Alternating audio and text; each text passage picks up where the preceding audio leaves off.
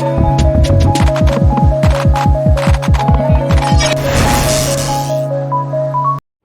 Class 11 students, आज हम पढ़ने वाले हैं आईपी का चैप्टर फर्स्ट कंप्यूटर सिस्टम। सबसे पहले हम जानेंगे व्हाट इज़ कंप्यूटर। तो हमने पिछली क्लासेस में भी पढ़ा है कि कंप्यूटर एक सिस्टम होता है या डिवाइस होता है जो कि इलेक्ट्रिसिटी पे रन करता है। ये डाटा को एक्सेप्ट करता है और वो जो डाटा होता है that is known as input, और उस डाटा के अंदर प्रोसेसिंग होती है और फाइनली आउटपुट या रिज़ल्ट जनरेट होता है।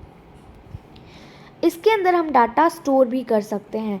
प्रोसेसिंग के दौरान डाटा स्टोरेज के अंदर स्टोर भी हो जाता है और हम उसी डाटा को अपने सिस्टम से किसी और सिस्टम पे शेयर भी कर सकते हैं। एक कंप्यूटर जिसके अंदर hardware as well as software दोनों हो उसे कंप्यूटर सिस्टम कहते हैं। Next is CPU। तो इसमें बहुत ज़्यादा डिटेल्ड नोट्स हैं। ये मैं आपको इनके मेन पॉइंट्स या फिर जो यूज़फुल पॉइंट्स हैं वो आपको एक्सप्लेन कर दूँगी। CPU एक इलेक्ट्रॉनिक सर्किटरी है कंप्यूटर की जिसके अंदर प्रोसेसिंग होती है। इसे कंप्यूटर का ब्रेन भी बोला जाता है। इसको प्रोसेसर भी कहा जाता है commonly. Next, the CPU is given instructions and data through programs। CPU को instructions और डाटा कहाँ से मिलता है? प्रोग्राम्स से। The CPU fetches the program and data from the memory। CPU को instructions मिलती है प्रोग्राम्स के थ्रू और ये प्रोग्राम्स मिलता है मेमोरी से, और फिर वो अरिथमेटिक और लॉजिकल ऑपरेशन कर देता है जो उसको इंस्ट्रक्शन मिली है उसके हिसाब से, और फिर फाइनली उसी डाटा को मेमोरी में स्टोर भी कर देता है as a result. Next is registers while processing the CPU store the data as well as instruction। Processing के टाइम पे CPU डाटा को तो स्टोर करता ही करता है बल्कि इंस्ट्रक्शंस को भी स्टोर कर देता है लोकल मेमोरी में, और उस लोकल मेमोरी को रजिस्टर्स कहा जाता है। रजिस्टर्स CPU का एक पार्ट है। ये लिमिटेड इन साइज होते हैं एंड और नंबर में भी लिमिटेड होते हैं। Different registers are used for storing data, instructions और इंटरमीडिएट रिजल्ट। अलग अलग स्टोरेज या अलग अलग रजिस्टर्स का यूज़ होता है अलग अलग चीज़ों में, जैसे कि फॉर एग्जांपल इंस्ट्रक्शंस के लिए डिफरेंट, डाटा के लिए डिफरेंट और इंटरमीडिएट रिजल्ट्स के लिए भी डिफरेंट रजिस्टर्स होते हैं। रजिस्टर्स के अलावा CPU के दो मेन कंपोनेंट्स होते हैं, arithmetic logic unit and control unit. ये बहुत इंपॉर्टेंट पार्ट है। ALU अरिथमेटिक लॉजिक यूनिट जो है वो परफॉर्म करती है सारी अरिथमेटिक और logical operations that need to be done as per the instructions in program। CU control करता है इंस्ट्रक्शन एग्जीक्यूशन को, इंटरप्रेट्स इंस्ट्रक्शन, मतलब जो इंस्ट्रक्शन पे वर्क है वो सारा CU करता है, और ALU अरिथमेटिकल ऑपरेशंस जैसे कि plus, minus, multiplication and division को कंट्रोल करता है, और logical operation for example equal to, less than और ग्रेटर देन, इन सब चीज़ों को LU संभालता है। Now CPU is also popularly known as microprocessor. CPU को पॉपुलरली माइक्रो प्रोसेसर भी कहा जाता है। ब्लॉक डायग्राम, ये बहुत इंपॉर्टेंट डायग्राम है।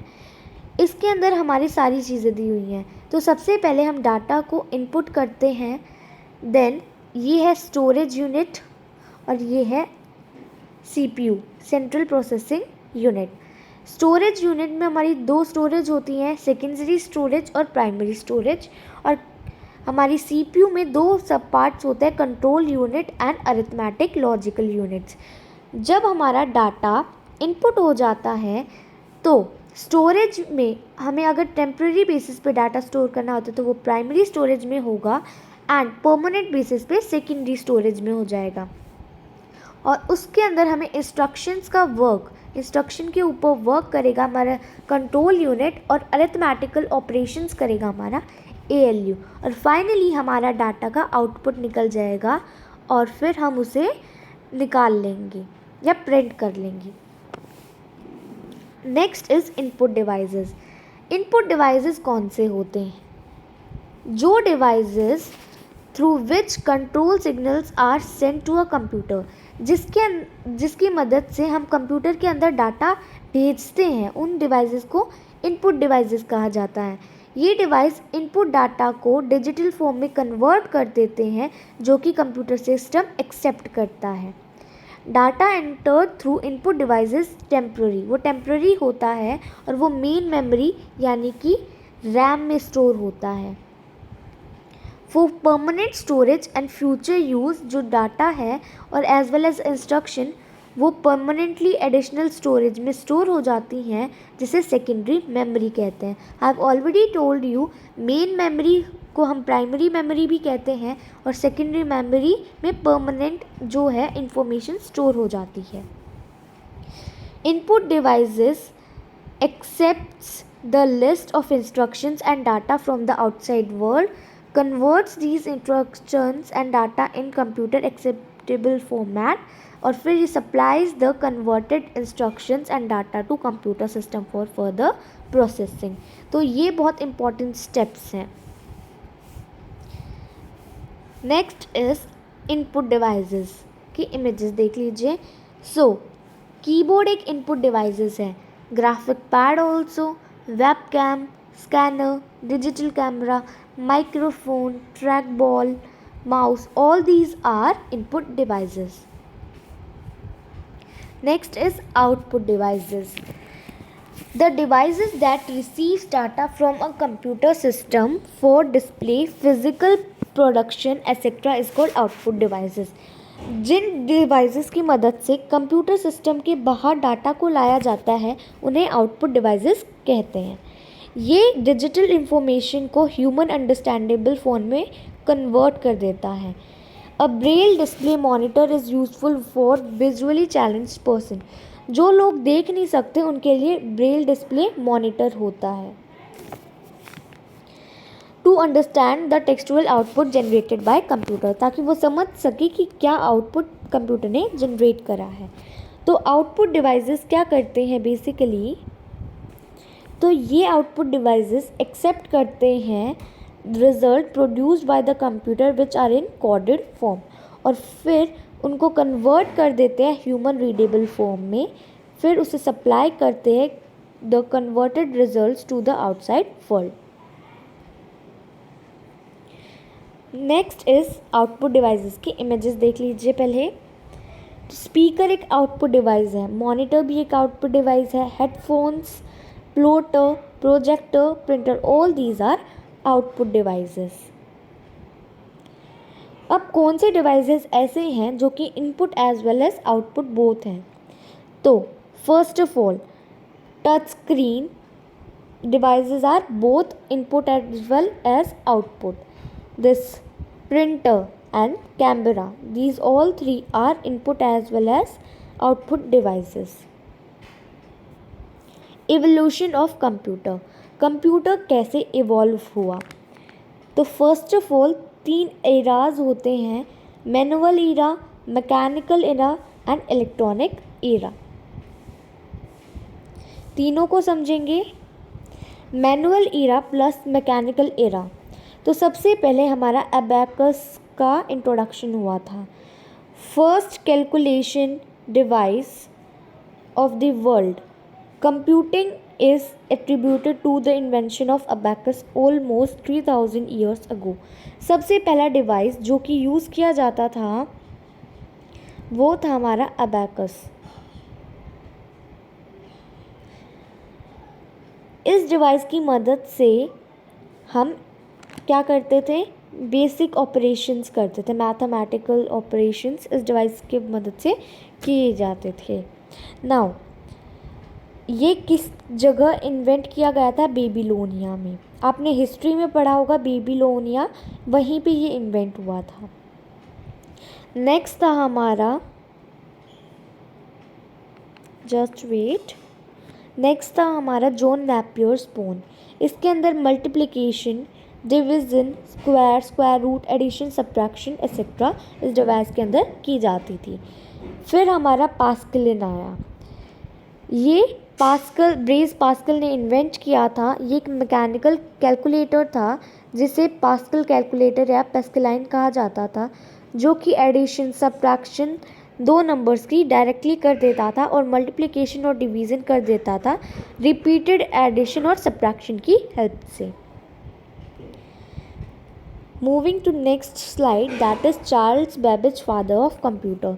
We all know that Charles Babbage is the father of computer, and it's very important question also in the examination point of view. अब सबसे पहले हमारा आया डिफरेंस इंजन, जिसे स्ट्रीम भी बोला जाता था।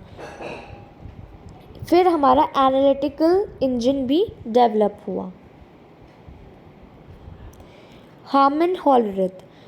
फिर हमारी जो टेबुलेटिंग मशीन है वो इन्वेंट हुई। हर्मन हॉलरिथ ने इसको डिज़ाइन किया था, summarising data stored on the punched card. Punched card basically आपने देखा होगा, जब हम मेट्रो के अंदर जाते हैं तो वो कार्ड हम पंच करते हैं। सिमिलरली ऑफिसेज में जब हम कई बार जाते हैं तो हम उस कार्ड को पंच करते हैं, देन हमारी अटेंडेंस अपने आप मार्क हो जाती है, दैट इज़ पंच कार्ड। तो वही सिस्टम इसमें भी था टुवर्ड्स फर्स्ट स्टेप, और ये प्रोग्रामिंग की तरफ फर्स्ट स्टेप भी था। Next is Turing machine.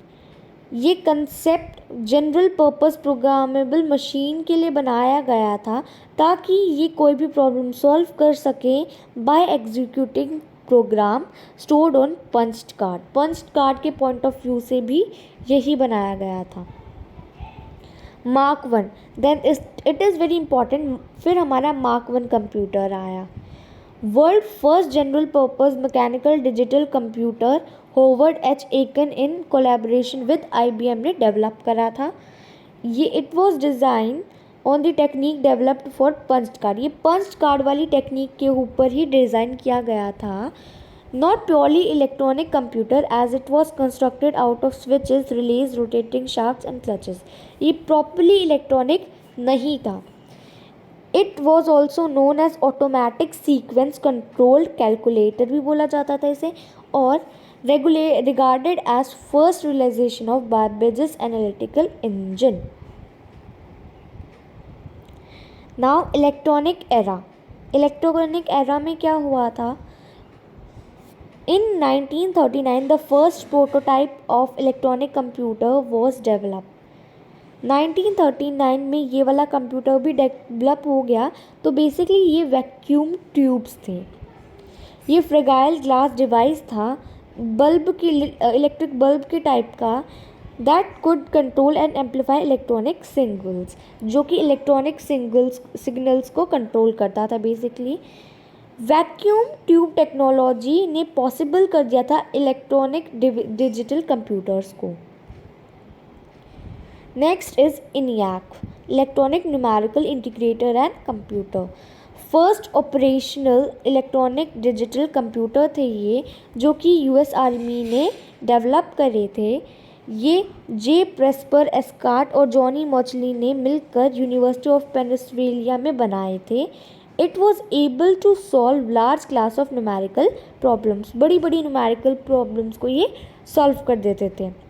It occupied the entire 30 by 50 feet room and used to 20,000 tubes. इसके अंदर बहुत बड़ा रूम चाहिए होता, 50 feet तक का बड़ा रूम चाहिए होता था, जिसके अंदर 20,000 वैक्यूम ट्यूब यूज़ होती थी और 1,80,000 वॉट्स ऑफ इलेक्ट्रिकल पावर भी इसमें कंज्यूम हो जाती थी। Next is EDVAC, electronic discrete variable automatic calculator. इसके इन्वेंटर्स थे John Mauchly and J Presper Eckert, जिस proposed advanced construction in August 1944 में हुआ था ये develop. By 1957, EDVAC was running over 20 hours a day, और ये दिन में 20 घंटे चलता था एक दिन में, with error free run time averaging, जिसके अंदर error free run time था 8 घंटे का। EDBAC was binary series computer with automatic. ये एक बाइनरी सीरीज़ का बाइनरी लैंग्वेज यूज़ होती थी इस कंप्यूटर में, और इसके अंदर ऑटोमेटिक एडिशन, सब्ट्रैक्शन, मल्टीप्लिकेशन और डिवीज़न भी हो जाती थी। 1952 में कंसेप्ट ऑफ स्टोर्ड प्रोग्राम को यूज़ करके John von Neumann and H.G. Goldstine ने डिज़ाइन किया था EDBAC, ये वाला computer. Next is universal automatic computer. March 31, 1951 को दी सेंसस ब्यूरो ने एक्सेप्ट कर लिया था डिलीवरी ऑफ फर्स्ट, इस कंप्यूटर की फर्स्ट डिलीवरी। ये ATM मशीन के टाइप का था बिल्कुल। ये कंप्यूटर जो था फर्स्ट जनरल पर्पस इसका था electronic digital computer, design for business application के लिए यूज़ हुआ था ये US में। It was used with 5000 vacuum tubes and it consumed, उसने इतना बिजली यूज़ की थी, कंज्यूम की थी, और इतनी सारी वैक्यूम ट्यूब्स थी इसके अंदर। It was first commercial large scale digital computer produced in 1951 में। ये पहला ऐसा कंप्यूटर था जो कमर्शियल पर्पस के लिए यूज़ हुआ था और जो कि डिजिटल था। It was also the first computer to employ magnetic tape. ये पहला ऐसा कंप्यूटर था जिसके अंदर मैग्नेटिक टेप का यूज़ हुआ था। Next is generations of computer. So generally there are 5 generations of computer. This we will be going to learn and read in the next video. So till that, bye bye, and also do not forget to like this video and subscribe my channel for more videos. Thank you.